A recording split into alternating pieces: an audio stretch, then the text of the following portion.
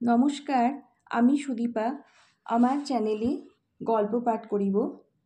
যাহারা গল্প পাঠ শুনিতে ভালোবাসেন, যাহারা গল্প পাঠ শুনিতে আগ্রহী, সেসব বন্ধুদের কাছে আমি অনুরোধ জানাই আমার গল্প পাঠ শোনার জন্যে। যদি আপনাদের আমার গল্প পাঠ ভালো লাগে, আমার চ্যানেলে থাকি যেতে পারেন। তাসের ঘর, আশাপূর্ণা দেবী। কথাটা তুলিল তরঙ্গিনী সকালবেলা কুটনোকুটিতে বসিয়া। মমতা জ্বলন্ত উনানে হাঁড়ি চাপাইয়া ছুটিয়া আসিয়া কহিল, চাল ধোয়ার গামলাটা নিয়ে কুটনোকুটিতে বসেছ ঠাকুরজি? দাও দেখি চট করে। ঠাকুরজি কথাটায় কান্না দিয়া আঙুলির আগায় থোড়ের সুতা জড়াইতে জড়াইতে কহিল, দাদা, কাল কত রাতে বাড়ি এলো বউ? মমতা থমকিয়া কহিল, কই, কাল তো আসেননি ভাই। বিয়েবাড়ির হাঙ্গামে খেয়ে দেয়ে 9টায় গাড়ি ধরা কি সহজ? ভোরের দিকে একটা ট্রেন আছে বলেছিলেন, তাতেই বোধ হয়। তরঙ্গিনী চোখে মুখে বিস্ময় ফুটাইয়া কহিল, দাদা আসেননি কাল? বলো কি বউ, আমি যে নিজের কানে শুনলাম। কি শুনলে? ভারী ভারী গলার আওয়াজ। ভাবলাম ঠান্ডা লেগে গলা বসে গেছে বোধ হয়। রাত তখন 2-2:30 হবে। ফিরে গিয়ে হিমিকে বললাম, তোর বাবা বোধ হয় বাড়ি এলো। না রে হিমি। মমতার বড় মেয়ে হিমানি কাছে বসিয়া হেঁট মুখে শাক বাসিতেছিল। পিসির কথার উত্তরে সাড়া দিল না, মুখও তুলিল না। তাহার পানে এক নজর চাহিয়া অল্প বিরক্তভাবে মমতা বলিল, আজগুবি গল্পগুলো পরে হবে, এখন দাও তো গামলাটা, ভাতের জল ফুটে গেল। ভাত সম্বন্ধে উদ্বেগ প্রকাশ না করিয়া তরঙ্গিনী না ছোড়ভাবে কহিল, তাছাড়া স্পষ্ট দেখলাম যে বউ, ভবানীর ঘরের দেওয়ালে তোমার জানলা থেকে ছায়া পড়েছে, 2জন মানুষের ছায়া। না রে হিমি? ও ও উঠল কিনা জল খেতে। বারে বারে কন্যাকে সাক্ষ্য মানায় মমতার হঠাৎ খেয়াল হইল, তরঙ্গিনীর ইহা নিছক কৌতূহল মাত্র নয়, খুঁচাইয়া জেরা করিবার মতো। রাগে আপাদমস্তক জ্বলিয়া যায়। তবে বোধ করি ভূত দেখে থাকবে ঠাকুরজি। দেখো, রাম নামের মাদুলিটা হারিয়ে না যাও বলিয়া কঠিন মুখে রুষ্ট হাসি হাসিয়া গামলাখানা উঠাইয়া লইয়া গেল। তখনকার মতো কথাটা ওইখানেই চাপা পড়িল। সন্দেহভঞ্জন করিয়া গেলে তো বোধ হয় মিটিয়া যাইত, কিন্তু কথাটা 5 কান করিবার ইচ্ছা মমতার ছিল না। তরঙ্গিনীকে বলা আর দৈনিক আনন্দবাজারে ছাপাইয়া দেওয়ার মধ্যে বড় বিশেষ প্রভেদ নাই। সময় বা কোথা? সেজ দেওর 8টার ভাত খায়, হিমুর স্কুলের বাস আসে 8:30টায়, তাহার পরে চলিতে থাকে। 10:30 পর্যন্ত নিঃশ্বাস ফেলিবার অবকাশ থাকে না। স্কুলের ছেলে কয়টাকে চালান করিয়া দিয়া তবে ছুটি। তখন 2 দণ্ড পা মেলিয়া বসিয়া চা খাওয়া, জল খাওয়া, গল্পগাছা করা চলিতে পারে। প্রায় 9টার সময় তরঙ্গিনীর দাদা সুধাংশু আসিয়া পৌঁছিল। পকেট হইতে একতারা প্রীতি উপহার বাহির করিয়া ভগ্নীর দিকে ছুড়িয়া দিয়া কহিল, তরু, দে তো একটু তেল, নে নি, খাওয়ার হচ্ছে না, যাক দরকারও নেই। যা সাংঘাতিক রাত হলো কাল। বাপস, ভদ্রলোক, যার রেলের রাস্তার নেমন্তন্নে, রাম বলো, কই গামছা? 8 মিনিটে স্নান সারিয়া উপরে উঠাইয়া হাঁক পাড়িল, আমার কাপড় কোথা গেল? খোকা, বল তো আমার কাপড় কই? মমতা রান্নাঘর হইতে মুখ বাড়াইয়া বলিল, খোকন, বল তো, আলনাতেই তো আছে, সরু মুখ পার ধুতিখানা। যা, বাক্যবাগীশ মানুষ, দেখতে পেলে হয়। লোভ হইল এই ছুতায় উঠিয়া গেল হয় একবার। প্রায় 18-19 ঘণ্টা দেখা নাই। বিরহ লাগে বইকি, কিন্তু লজ্জা করে। অল্প বয়সের চাইতে এখন বেশি বয়সের লজ্জায় বাধা আরও দুর্লভ। সুধাংশু অবশ্য ততক্ষণে আর একখানা কাপড় সংগ্রহ করিয়া নামিয়া আসিয়াছে। অতঃপর আর 8 মিনিট ভাতের থালার সামনে একবার বসিয়া ঊর্ধ্বশ্বাসে দৌড়। কিন্তু বিধাতা পুরুষ ব্যক্তিটি রসিক। এই শান্তিপূর্ণ নিরীহ সংসারটির স্বচ্ছন্দ জীবনযাত্রার উপর কটাক্ষপাত করিয়া তাহার সহসা বোধ করি রহস্য প্রবৃত্তি জাগিয়া উঠিল।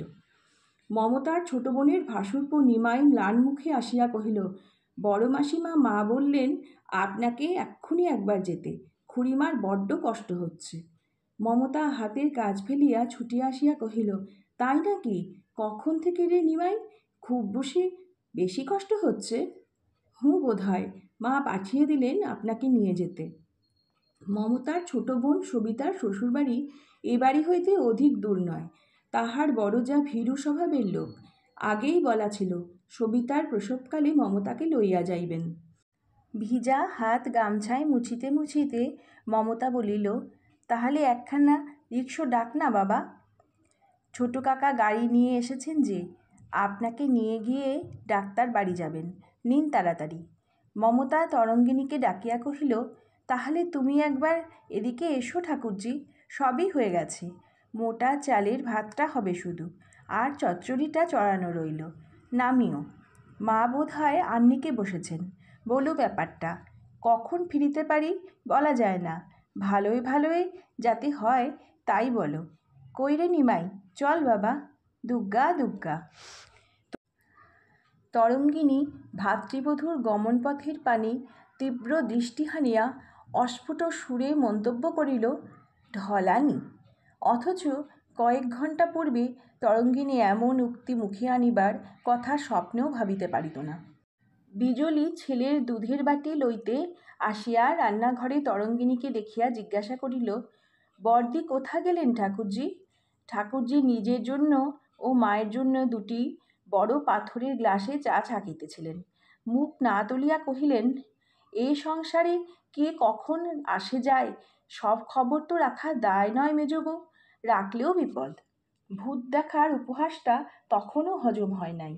বিজুলি কথাটার তাৎপর্য না বুঝিলেও দাঁড়াইবার সময় ছিল না, ছেলে কাঁদিতেছে। সুশীলাবালা আহ্নিক পূজা সারিয়া এতক্ষণে নিচে নামিলেন। তৃষ্ণার্তের মতো পাথরের গ্লাসের কাছে বসিয়া পড়িয়া কহিলেন, বড় বৌমাকে দেখছি না কেন তরি? বাবা, তোমার বড় বৌমার হিসেব দিতে দিতে গেলাম। বোনাই বাড়ি গিয়েছেন গো, বোনের দেওর আদর করে গাড়ি করে নিয়ে গেলেন। সুশীলাবালার নাকি মেয়ের চাইতে বইয়ের উপর টানটা অধিক, এমনি একটা বদনাম ছিল। বিশেষ করিয়া বড় বৌমাকে যে অত্যন্ত সুনজরে দেখিতেন, এ কথা মিথ্যা নয়। শুধু তিনি বলিয়াই নয়, সদা হাস্যময়ী নিরলস কর্তব্যপরায়ণা বধূটির যেমন গুণের সীমা ছিল না, তেমনি ঘরে পড়ে এমন কেহ ছিল না যে তাহাকে ভালো না বাসিয়া থাকিতে পারে। হাসিয়া গল্প করিতে, যত্ন করিয়া খাওয়াইতে, রোগের সেবা করিতে তাহার জুড়ি ছিল না। লজ্জা শরমের হয়তো একটু কমতি ছিল, কিন্তু তাহার সরল নিঃসংকোচ ব্যবহারের কাছে বেহায়া নামটা ঘেঁষিতে সাহস পাইত না। কন্যার রাগে হাসিয়া ফেলিয়া সুশীলাবালা প্রশ্ন করিলেন, তোর তাই হিংসা হচ্ছে না? বোনের ব্যথা উঠেছে বুঝি? আহা, তা যাবে বই কি, কথায় বলে মা বোন, মা নেই, গাছের গোড়ায় বোন রয়েছে, যাবে না? তবে আর কি, ধেই ধেই করে ছুটতে হবে যার তার সঙ্গে। তোমার আশকারাতেই তো গোল্লায় গেল, বুকের পাটা কত। খালি গ্লাসটা নামাইয়া একটা তৃপ্তির নিঃশ্বাসের সঙ্গে মা বলিলেন, অমন কথা বলিস নে তরু, বৌমা আমার লক্ষ্মী, কাজ নেই অমন লক্ষ্মীতে, লক্ষ্মীর গুণ জানলে আর। তরঙ্গিনী মুখখানা বাঁকাইল। অতঃপর গুণ জানাজানি হইয়া গেল।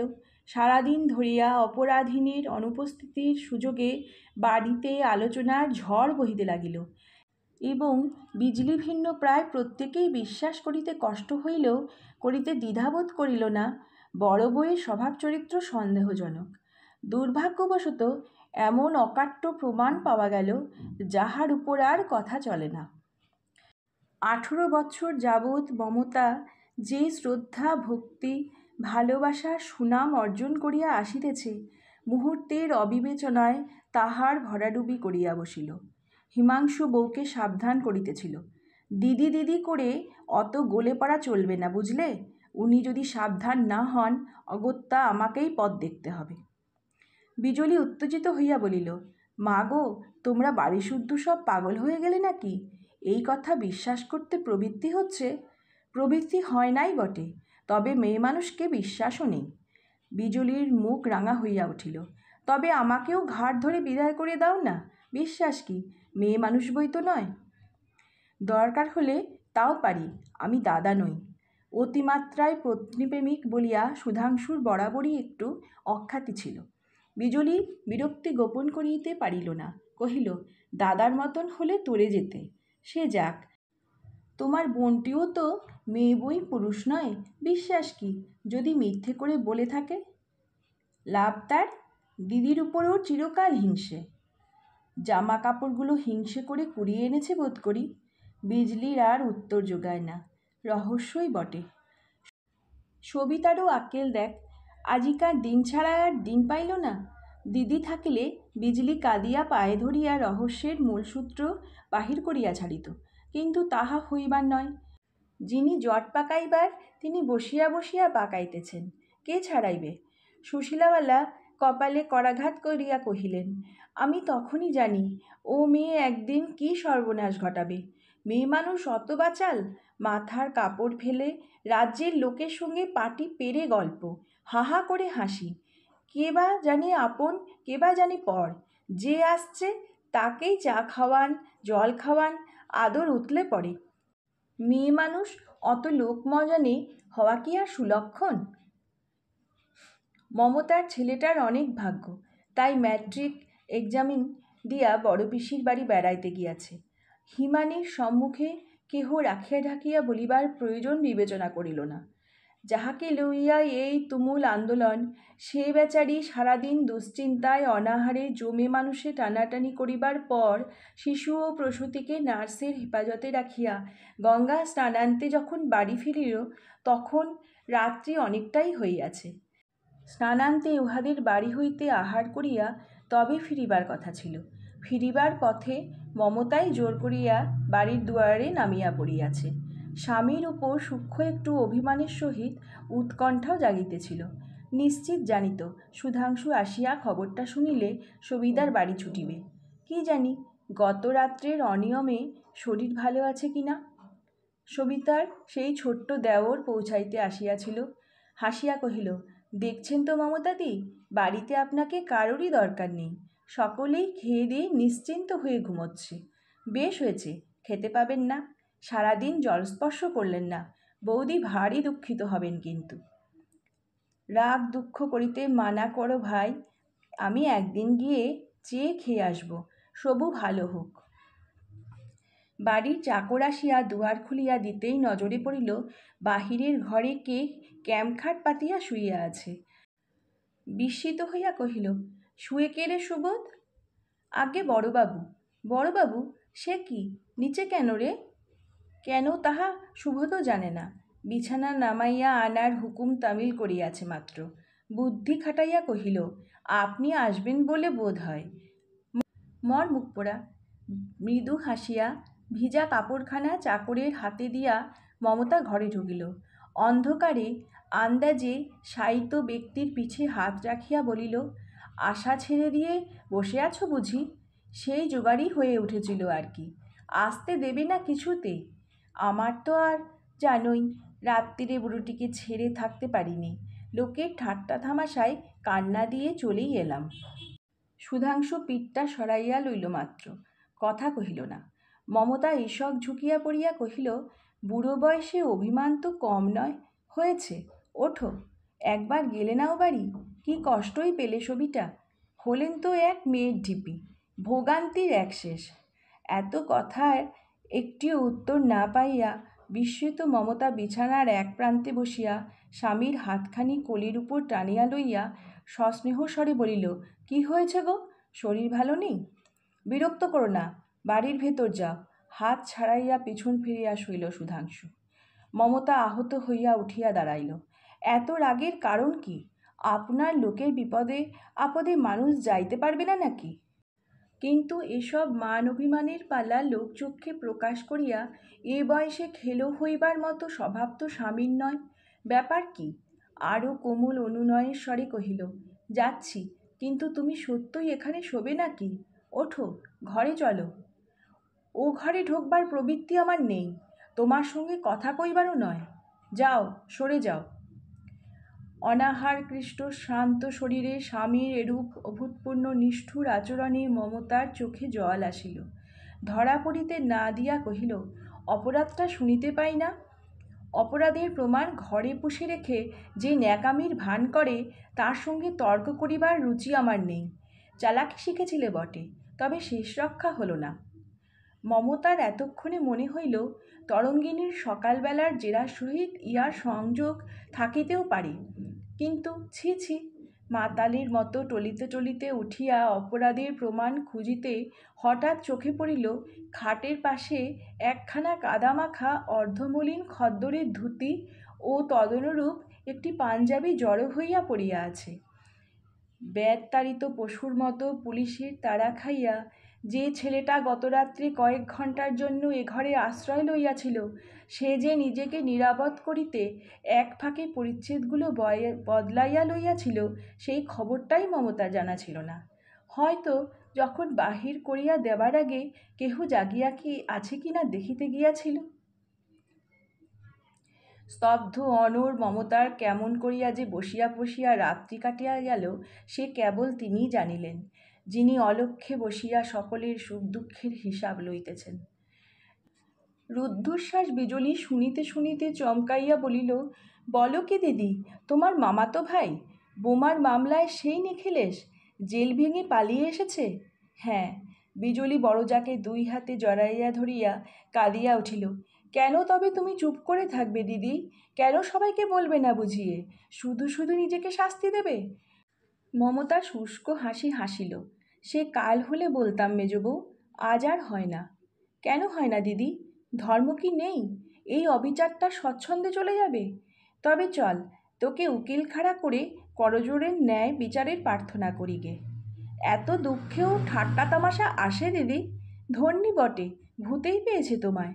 বিনা প্রতিবাদে এই মিথ্যেটা মেনে নেওয়াও কি বুদ্ধির কাজ হলো? কোনটা সত্যি কোনটা মিথ্যে বুদ্ধি দিয়ে বিচার করা সবসময় সহজ নয় মেজবউ। এতদিন যাকে পরম সত্য বলে জেনে এসেছি, দেখছি কি মিথ্যেই সেটা। আজ যদি মিথ্যেটাই সত্যি হয়ে দাঁড়ায়, ক্ষতি কি? ক্ষতি তোমার মুন্ডু। হিমুর মা তুমি, বিনা দোষে এই অপমানটা সইবে? অপমান যা হয় তার ফেরে না বিজলি। কি বোঝাবো ওদের? যদি বলে বিপদে পড়ে এখন একটা গল্প রচনা করে এলে, সে অপমান সইবে না।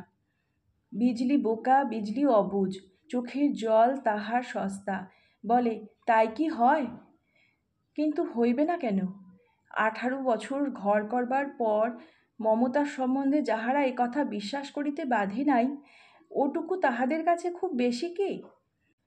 যে হতভাগ্য ছেলেটা দুই দণ্ড আশ্রয় লইতে আসিয়া তাহার চিরদিনের আশ্রয় ভাঙিয়া দিয়া গেল, বিজলির মতো মমতা তাহার উপর রাগ করিতে পারে না।